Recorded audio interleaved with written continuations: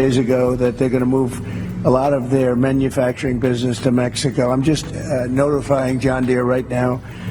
If you do that, we're putting a 200% tariff on everything that you want to sell into the United States. John Deere's CEO, John May, got a 160% raise, bringing his earnings to about $15.6 million in 2020.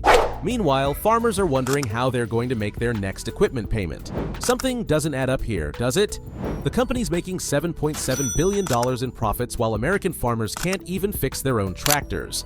Something's seriously wrong here, guys. Let's take a trip back in time, folks. John Deere started out in 1837 with one goal: to help farmers.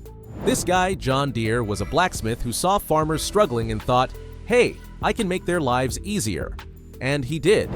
He made the first steel plow that changed farming forever. For years, John Deere was all about the farmer. Look at these old ads. Tractors, plows, all designed to make farming simpler. They were the farmer's best friend, always there to lend a hand. It was a partnership, you know? Farmers and John Deere working together to feed America. But guys, something's changed, and you won't believe what John Deere's doing now.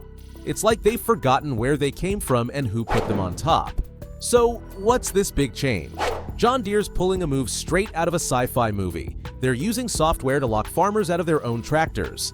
Think about that for a second. Farmers can't fix the machines they bought and paid for. It's crazy, right? Let me break it down for you. John Deere is putting these software locks on their tractors. It's like having a car you can't pop the hood on. Farmers are stuck. They can't just grab their toolbox and fix things like they used to. Here's the thing.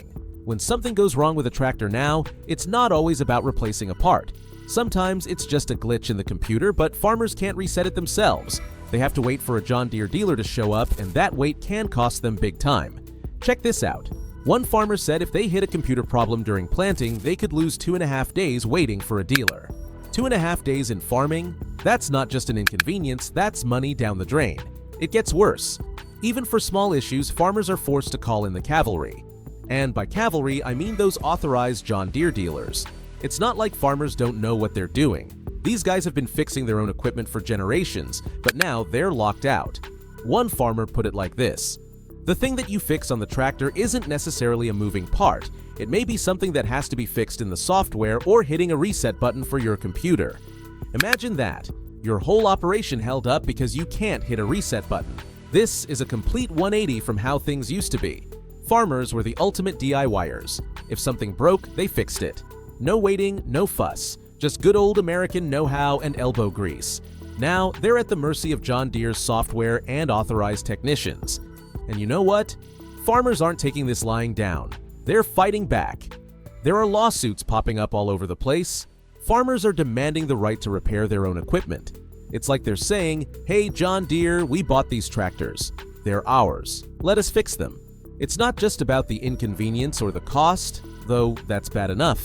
It's about independence. Farmers have always prided themselves on self-reliance. Now, they're feeling like they're losing control of their own operations. Look, I get it. Technology moves forward. But should it come at the cost of locking out the very people who rely on these machines? John Deere says it's about protecting their intellectual property. Farmers say it's about protecting their livelihoods. As if locking farmers out of their own tractors wasn't enough, John Deere's got another trick up its sleeve. Ever wonder how a company can report record profits while laying off hundreds of workers? The answer might make your blood boil. Let me paint you a picture. John Deere, the company that built its reputation on American soil, is now shipping jobs south of the border. That's right, they're moving manufacturing to Mexico. And we're not talking about a few jobs here and there. We're looking at over 600 American workers in Illinois and Iowa alone who've been shown the door. Now, you might be thinking, okay, but maybe they had to do this to stay afloat, right? Wrong. Get this. While they're laying off American workers, John Deere's raking in cash like never before. We're talking about $7.7 billion in profits in 2021. That's billion with a B, folks. So, what's going on here? John Deere says it's about rising operational costs in the US. But come on, with profits like that, it's hard to swallow. It looks a lot more like they're putting profits over people, doesn't it? And here's where it gets really messed up. This move isn't just hurting factory workers, it's a whammy for farmers too. They're not only losing local jobs, but now they're facing even more challenges when it comes to getting their equipment fixed.